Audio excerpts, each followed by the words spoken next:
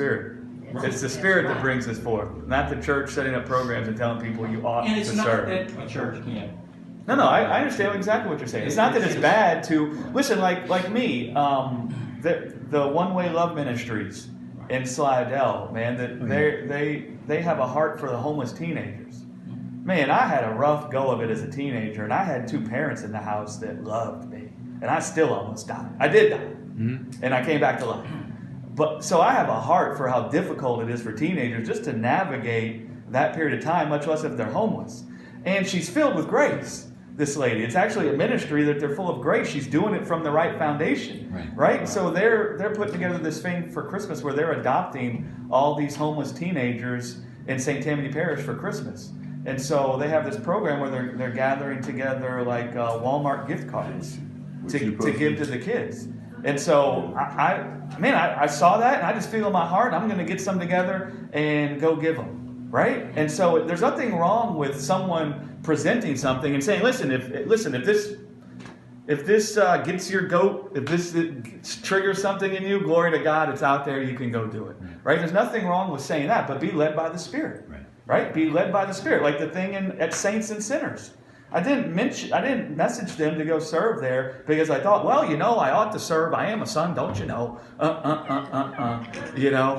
I just felt something in my heart that I've always had a heart for New Orleans and Louisiana and this place. Yeah. And so I just found something in me that I want to go, right? And I'm going to go. And so there's nothing wrong with putting it out there. What's wrong is when we create this program and we try to make people feel as if that's what they should be doing. Right. Yes. Right? Absolutely. Totally. Yeah, the obligation to do it. Right? Or the blessing is found in this. Right? Yeah. Virtue signaling. Yes. It's really self-righteousness. That's right. Look at what I can do. Look at what I can do. Listen, I still rejoice in some of the things people do. Do you know why I rejoice in it? Not because I see they have value, but because I can see God in people when they create things. Like God creates. And I get a buzz when I see people like creating, right? Like out of passion. Like Thomas, for those of you that haven't been down to the candy bank.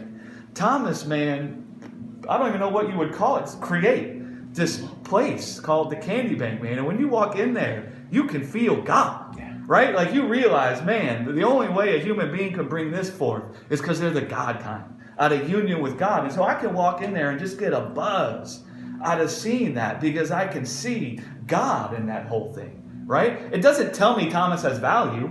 It doesn't convince me that Thomas has value. It doesn't justify Thomas in my eyes. But I can look at that thing and see, man, it's only because we're the God kind that we can do things like this, Does that make sense? Totally. You see that? Like even with the computer, I'm not good with the computer. And so even when I get into the computer and I figure out how to get something right on the website, and I can see it after it's done, I get so happy.